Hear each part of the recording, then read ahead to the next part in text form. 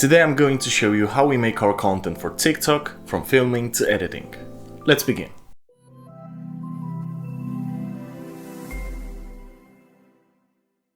Before we start, don't forget to check our channel for even more content like this. A share and a subscribe would also be very helpful for us, and if you're a music industry professional looking forward to expand your network, check our brand new platform, thetalentuniverse.com. Now, let's get back to our video. Firstly, let's talk about TikTok for a bit. So, TikTok is mainly short and very short vertical videos, under 60 seconds and going down to under 10 seconds, depending on the type of content that you're doing. Back in the days we used to have Vine, and I don't think I'm the only one who's missing that, but at some point it got discontinued, and that was it. No more short and funny content. Until TikTok. Now, what does vertical content mean? In short words, it is content which is made for phones. Or the opposite of YouTube pretty much, even though we have YouTube Shorts now as well. I said TikTok is mainly short and vertical content, but you can upload normal videos on it as well and watch them on horizontal if you want. We have some of them on our page. At the beginning the vertical content was contested, but it got popular very fast. People simply just love it. Now, when we make a YouTube video, like this one for example, we film in something which is called a 16:9 aspect ratio. This aspect ratio, in short words, means that for every 16 pixels that are going on the horizontal plane, you'll have 9 pixels going on the vertical plane. And this 16:9 aspect ratio is pretty much the most popular standard out there, but it's not the only one. For cinema movies, for example, there are two leading standards, 1.85:1 and 2.39:1. These ones compared with the 16:9 are much wider, and this gives the movies more of a cinematic look. The television uses 16:9 as a standard, but back in the days it used to be 4:3. If you remember the old tube TVs, at some point in the late 2000s, the televisions were making this switch and people were still having that kind of TVs. And when a show which was filmed in 16:9 would be on TV, you would have a message before that show in which you are told to switch from 4:3 to 16:9. And the result was two black lines on the top and the bottom of your screen, but it's not the case anymore nowadays because all the TVs are in 16:9. Aspect ratio is a very important metric for a screen. Phones used to have a 16:9 aspect ratio, iPhone 8 Plus for example, but they got bigger and harder to be used with only one hand, so the companies switched from 16:9 to 18:9 or 2:1. Like that, the phone would not extend sideways, but it will become taller, and like that, it remains easy to be used with only one hand. Well, relatively easy, depending on the phone. The best example of a change like that is the switch from iPhone 4S to iPhone 5. The iPhone 4S has a 4:3 aspect ratio screen, or a 12:9, whereas the iPhone 5 has a 16:9 aspect ratio screen. The result? The width of the phone stayed the same and it just became taller. And like that, the screen surface increased significantly as well. Now, when you hear 16:9, 4:3, 21:9, whatever, you have to keep this in mind. So, the first number is always the horizontal, and the second number is the vertical, even for phones. So this one is an 18:9, yeah? So you'll have 18 upwards and 9 sideways.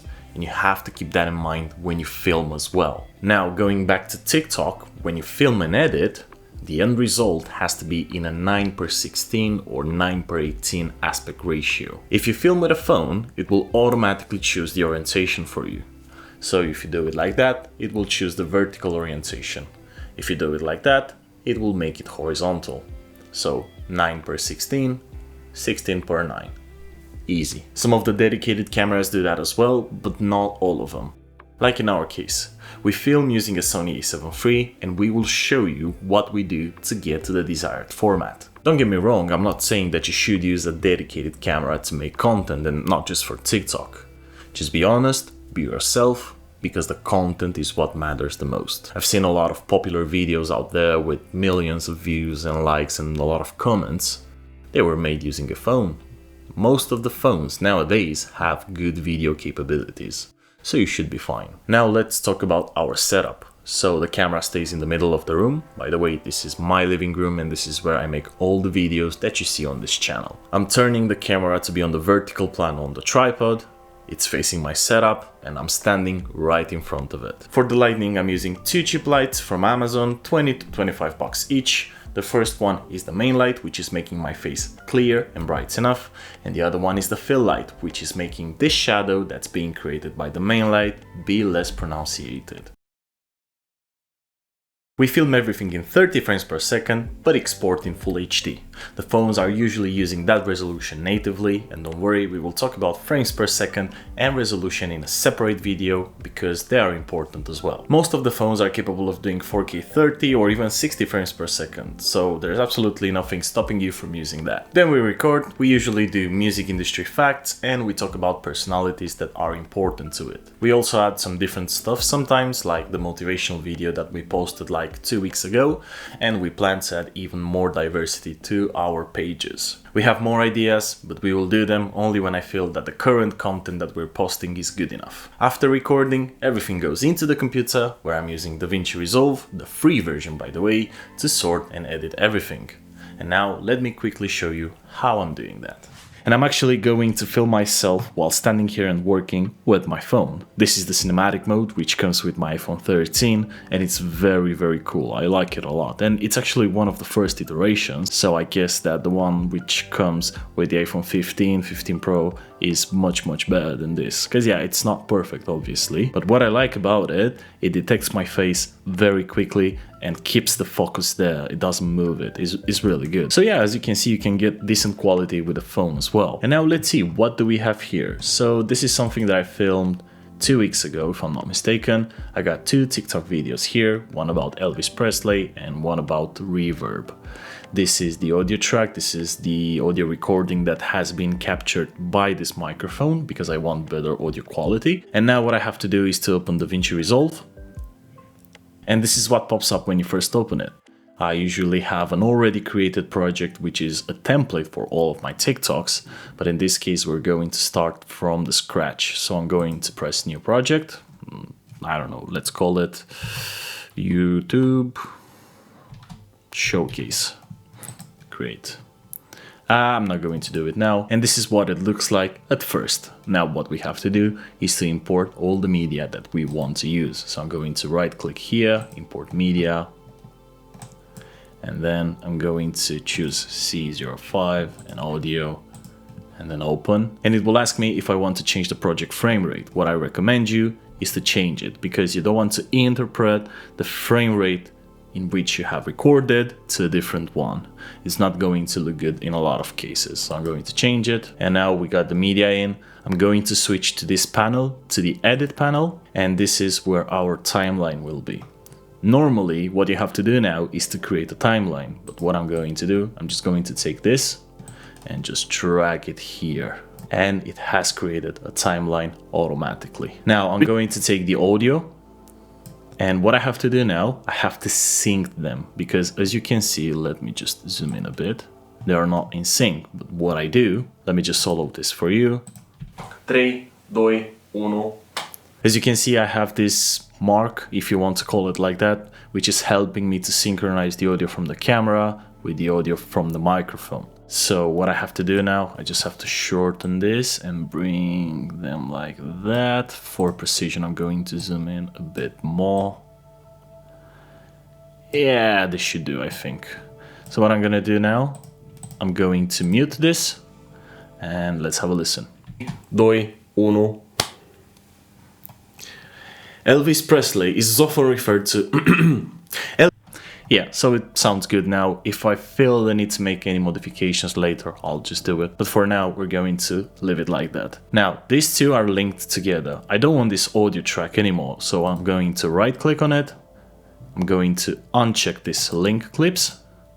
And now I can just delete this. And I'm going to link this to now, because when I will do a cut on the video, it's going to do it on the audio as well. So good to bear in mind. As you can see, this is not on vertical. This is 16:9, so we need to change it to 9:16. And this is quite easy to do in DaVinci Resolve. We're going to go on File, and then we want to look for project settings. And as you can see here, I have the resolution, which is Ultra HD 4K. This is the 4K resolution, and all I have to do is just to check use vertical resolution. And as you can see, it swapped them over from 3840 per 2160 to 2160 to to 3840. If I uncheck it, it's going to do it again, and I'm going to have the horizontal resolution. So I'll just leave it like that. I'm going to click save, and here we go. Our project now is in vertical. Now I have to modify the video. So here I'm going to rotate this at 270 degrees. Here we go. And I just need to zoom out a bit, like 570, this will do. And if I want to center myself a bit, maybe, I'm going to zoom in a bit. And that's it. Now I have my video, my project and everything in vertical resolution. I'm going to work in vertical resolution, and I can start to make all the cuts that I need. I can start to add effects, different images or even sounds, background music, so on and so forth. I'm not going to do it now, but I'm going to show you some good tools in DaVinci to make your workflow better. So here you have all the mouse tools. So the ones that I'm working with all the time is the arrow, which is the selection mode, and the blade, which is basically the cutting mode. Now, you can simply click them, but as you can see, they have a specific key from the keyboard, and if you press that, it's going to select it. Same goes for this one, it's A in my case, but if you want to modify them, you just go to DaVinci Resolve here, and you have keyboard customization. And as you can see, you have all the commands here. Transitions, you have them here, video transition, audio transitions, titles, which is text basically, yeah, generators, effects like blur, audio effects like Fairlight. This is basically the plugins that you want to use on the audio, but I recommend you to go here to the musical note and just do it here, because you have the channels. It's more like, it looks more like a DAW here. I don't know, I just find it easier. Then you have the Fusion tab where you create graphic effects. Yeah, this is a bit more complicated. I'm not going to spend a lot of time here because, to be fair with you, I haven't really used it a lot since I switched to DaVinci. I'm more like an After Effects guy, but I want to learn it because it is really useful, and you have all of them included into the same software. I always spend time here on edit. Here I can make crops, the composite mode, stabilization, lens correction, and everything. Pretty easy. And then when you want to export, you just go here to the Rocket tab, you give it a name, you choose a location, and what I recommend you to do is to choose MP4, H.264, and keep network optimization on. Add to render queue, and then it will show up here.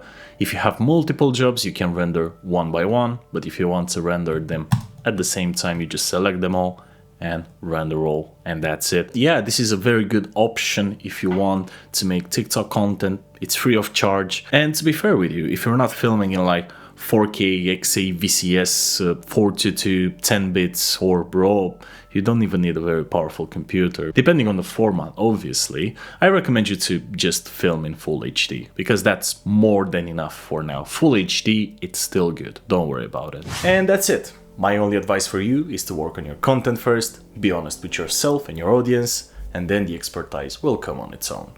You got this. This marks the end of our video. I hope you enjoyed it, and I hope you found it useful. As always, a like, a share, and a subscribe would be very appreciated, as it helps us a lot and it gives us even more motivation to do this. I'm waiting for your feedback and opinions down below in the comment section, and until the next time, take care of yourself. Bye bye.